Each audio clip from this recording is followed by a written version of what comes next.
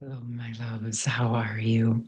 So, I know these last few weeks have been quite intense for many of you, and I wanted to share a bit of an eagle eye perspective of what being shown. So, I'd say maybe at the beginning of June, there was this definite energy of like a timeline shifting. And I know we've been talking here about it feeling like reality is shifting in general. And part of what I'm seeing is the old timelines or contracts we were locked into started to open and be reorganized. So, for a lot of you who felt that nonstop, like stillness and silence, and no matter what was happening, like you were ready to move forward, but nothing was happening. And then all of a sudden, there was all of this movement. And many of you may have had an experience with your counterpart or with your family or things coming back up and coming back in to touch in the experiences and what you may have found as quickly as things came in, they unraveled. And in fact, you may be going through this experience as I speak, potentially on multiple levels. So, what I have been shown is that for those of us that have been diligently working with awareness on unraveling our karmic patterns and facing our shadows and working to embody into the new energies, it was like in order to move forward, we had to sort of wait for that collective transition to happen so that all the people, places, and things we're connected to could find their next new places. So um, a lot came up and a lot was moving and reorganizing. And so, again, you might still feel some of this collective reorganization happening. And so, you might not fully know exactly where you're landing yet, or who is going to be with you, or what opportunities you're going to choose. Or where you're going to live. You may feel that a lot of things are up in the air at this time.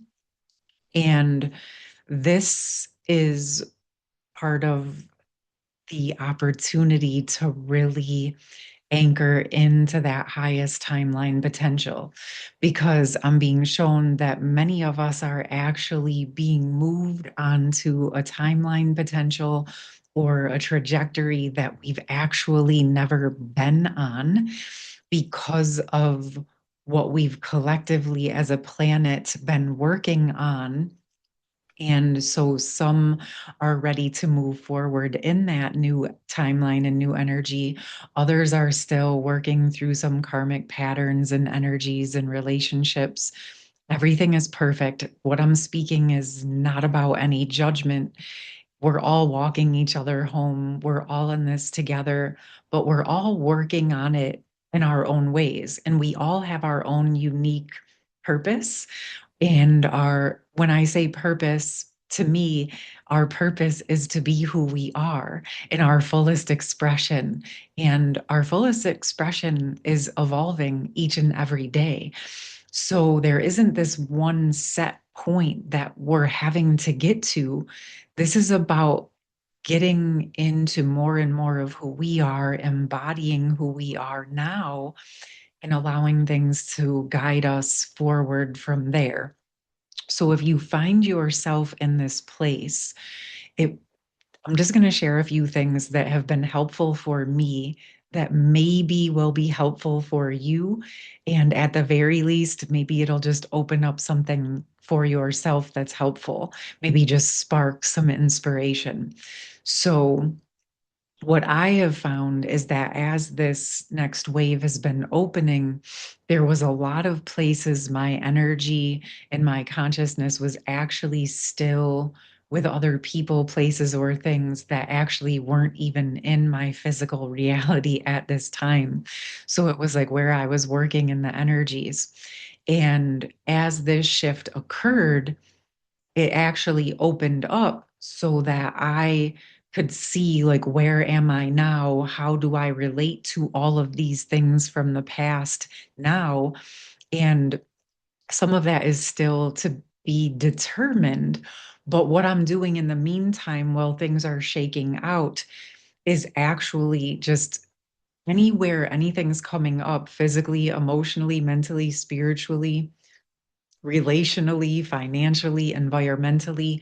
I'm just bringing in the results of who I am now. And I'm doing this through my intention, through just saying, you know what, I've learned a lot of these lessons. I've been working on this. So I don't necessarily have to relive all this. How about I just bring my results to this space and then let's see what I still need to work on or if there's residuals I need to clean up. So if you are seeing things that are patterns that are cycling back in that you've already found solutions for, you can sit with it and just say, okay, is this something I need to replay and revisit all the way back to the beginning? Or did I find a lot of the solutions for this and now I can just shore up the loose ends? Okay. My intuition and my experience is telling me that many of you will probably find that you actually have a lot of your results already. And yeah, there can be things to shore up and clean up, but you may find that you don't have to go all the way back to zero, even if the circumstances being presented to you look like they're taking you back to zero.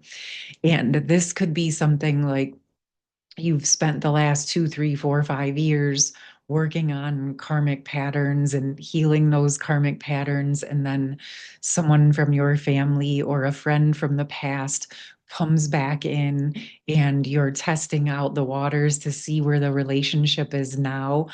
And as you're getting into it and open to repairing and rebuilding relationship, you might find that although you shifted, the context of the connection or the relationship has not actually shifted. This does not mean you've done something wrong. It simply means now you choose how you want to participate in that dynamic. You bring the results of what you've learned, and again, choosing how you participate. For those of you who've been on this journey of learning to temper, to stay open to what's meant for you, learning how to not wall and run away and really embody more into the unity consciousness energy in holding your standards, you may find that people, places, things, or situations that you shut down, walled off, or ran away from in the past, as those are reopening, you may find that you don't need to run or wall. You simply just embody your standards, and you'll probably find that either those relationships will repair or they will go their separate ways. Okay. And since I know many of you here with me are on a counterpart twin flame journey, you may also find that this is occurring in your connection. Now, no matter what your circumstances are, I've actually connected with many different circumstances at this time. Like I said the other day, there's people who are coming back into connection and union and choosing to work on their next layers together. Some are actually still working the energetic initiation and in the midst of that process in kind of touching in and out with their connection. And others are finding that they're reaching like a precipice point where whatever container they were working on is resolving out and changing form. And so what I'm seeing with this part of the collective is in a lot of the circumstances, many of the feminines are closing out a lot of their karmic contracts and patterns and ready to really step into that new, right? That was where that surrendered stillness was coming in. because so many of you have been doing exactly what you were guided to do, all of the things that everyone said were going to support you in getting the life that you wanted. Now you're reaching this point, and maybe those things you thought were going to show up are not actually available at this time, or still working in karmic connections, patterns, experiences. But this, in and of itself, is actually a very important pivot point, because what this is doing for those of you who are resonating with this is giving you the opportunity again to actually embody who you are now outside of that past initiation. You get to actually start receiving your results for yourself and building in the next levels of your experiences based on what you have learned in the version of who you are now. Therefore, like drawing in experiences that match who you are now. And for those of you in this situation, if you have seen or witnessed the masculine, again, still in a lot of the old patterns, your actual capacity to unravel out of that and walk away into a new day in a tempered manner without needing to project or have expectations or need things to be a certain way. If you've actually resolved the shadow of mirrors and you're ready to move into the new energy, this can send that signal to the masculine that they no longer need to hold those mirrors for you.